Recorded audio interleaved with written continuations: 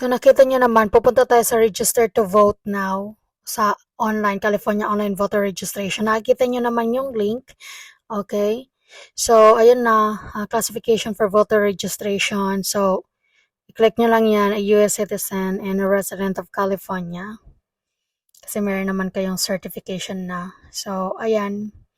Ang ginawa ko, sinerch ko na lang siya online. Doon niya, pinakita ko. So, click nyo yon and then ayan, my US citizen. And then, i-fill out nyo yung information. Please make sure na babasahin nyo.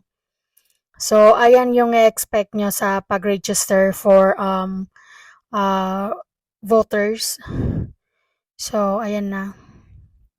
So, makikita nyo naman kung ano ang dapat i-expect, pag-fill out niya.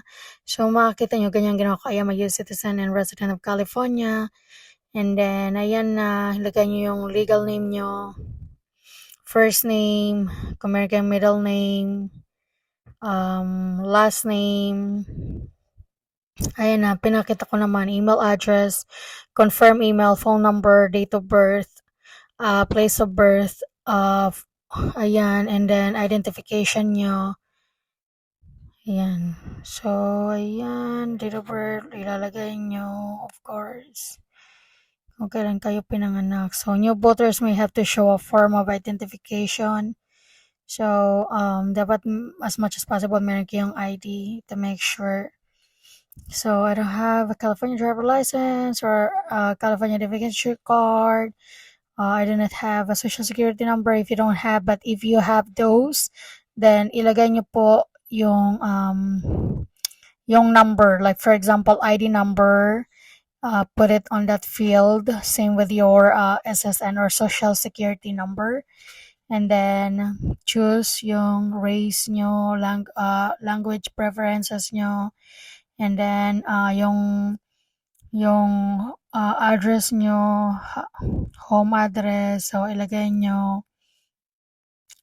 So, ayan na, kung makikita nyo naman, di ba, sa video. So, yung political party preference nyo, ayan na, and then next. So, ako ang ginawa ko, like what I said, online. Nag-fill out ako online.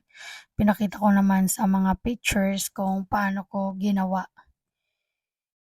So, vote by mail in all elections or state voter information guide. I want to get my state voter information guide by mail before each statewide election. Yes. County voter information guide.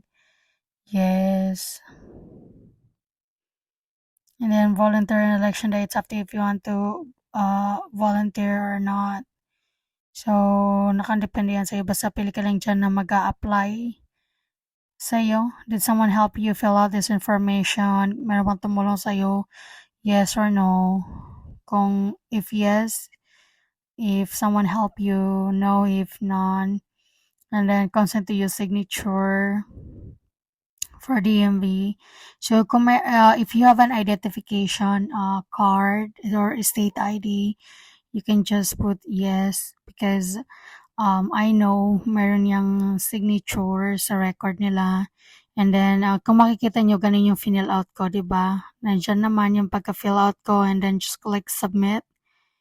And then, i-print to make sure that you have a copy. Just print receipt and tada, na-receive ko na.